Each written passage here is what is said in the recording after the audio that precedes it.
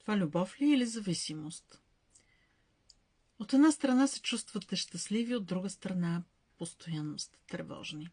Не може да спрете да мислите за нарцисиста. Чувствате се изоставени, чувствате се отхвърлени, когато той не е до вас. Това е една зависимост, която ви кара да забравяте за себе си.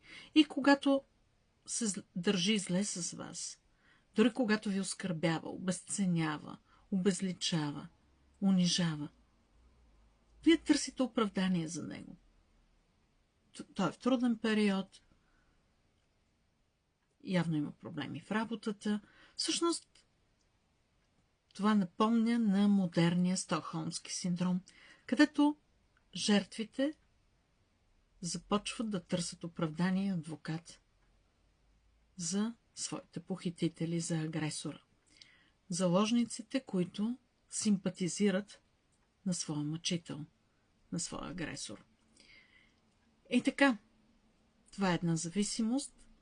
Вие можете ли да живеете без него? Можете ли да си представите света, своя свят, със себе си? Можете ли да бъдете достатъчно интересни за себе си и какво би било, ако него го няма във вашия живот? Задайте си този въпрос и ако сте достатъчно искрени със себе си, ще разберете, че тук става въпрос не за любов, а за емоционална зависимост.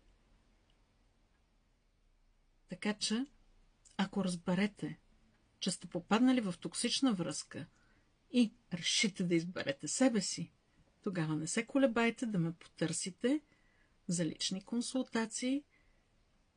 С вас беше Наталия, коуч, ментор и консултант по личностно развитие.